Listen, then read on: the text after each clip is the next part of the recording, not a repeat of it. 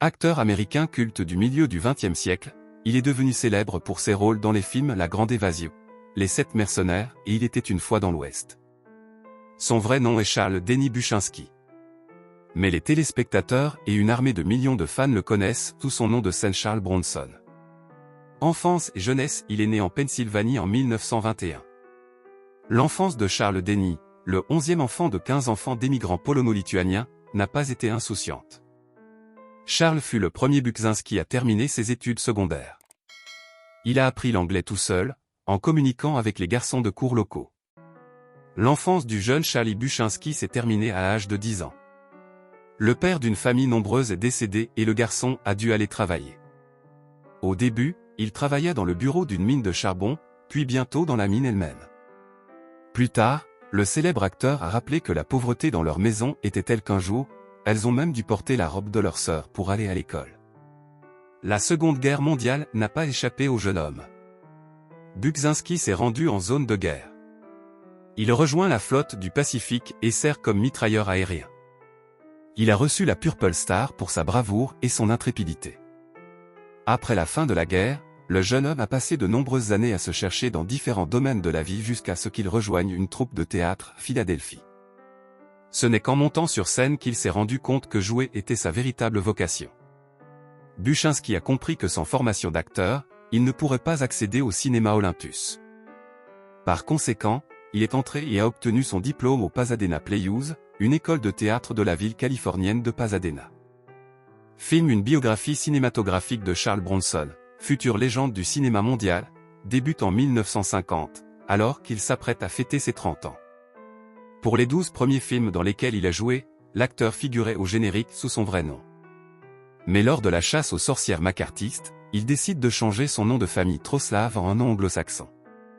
Le premier film de Bronson était le film de guerre Now You're in the Navy, dans lequel il incarnait le rôle d'un marin. Le film est sorti sur grand écran en 1951. 2 ans plus tard, les films Wax Museum, Miss Sadie Thompson et The Stagecoach Guard suivent.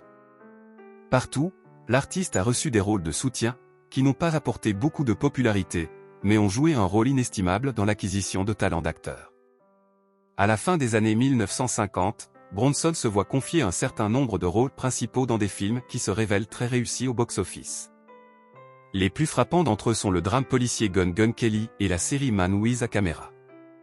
La percée dans sa carrière a eu lieu après la sortie du brillant western Les Sept Mercenaires en 1960. Le rôle du tireur dans ce film a valu à l'artiste son premier cachet, alors fabuleux, $50 000. Il est à noter que c'est en Union soviétique que ce film a acquis la plus grande popularité. Bronson est devenu l'acteur préféré de Vladimir Vysotsky. Après 2 ans, Charles a fait plaisir à ses fans avec un nouveau film, The Great Escape. Fait intéressant, le rôle d'un prisonnier polonais souffrant de claustrophobie s'est avéré assez proche de celui de Bronson, il souffrait lui-même de cette maladie. L'apogée de la renommée de cet acteur s'est produite dans les années 60 et 70 du XXe siècle. Les films les plus marquants et les plus appréciés avec sa participation incluent les films Dirty Dozen et Once Upon a Time in the West. Le drame Dirty Dozen a remporté plusieurs Oscars et le western culte Il était une fois dans l'Ouest du célèbre réalisateur italien Sergio Leone a amené l'acteur à un nouveau niveau de popularité. Le réalisateur lui-même a qualifié Bronson de plus grand acteur avec lequel il a eu le plaisir de travailler. Parmi les œuvres de l'artiste des années 1970, il convient de noter les tableaux Passagers de la pluie, Soleil rouge et Ennemi à la porte. C'est l'époque où Charles Bronson a déjà le statut de star mondiale du cinéma. Ses honoraires étaient qualifiés de fous, pour chacun de ses rôles, il recevait environ $1 million. Le plus souvent, l'artiste est filmé dans des westerns et des films d'action.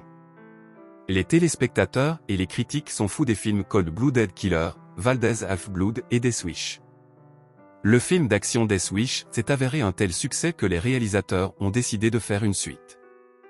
Il est sorti en 1994.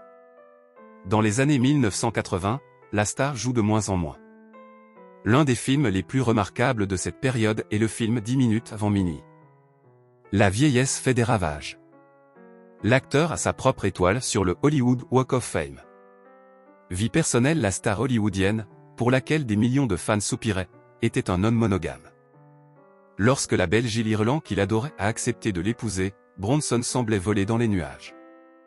Leur mariage s'est avéré long et solide. De nombreux collègues enviaient l'amour et la compréhension mutuelle de ce beau couple. C'était un mariage atypique pour Hollywood. La vie personnelle de Charles Bronson avec Jill était étonnamment heureuse, sa femme bien-aimée a donné naissance à de beaux enfants. Mais la lumière s'est estompée pour la star lorsqu'il a appris que sa femme était atteinte d'un cancer. Bronson s'est battu pour sa vie pendant 6 longues années.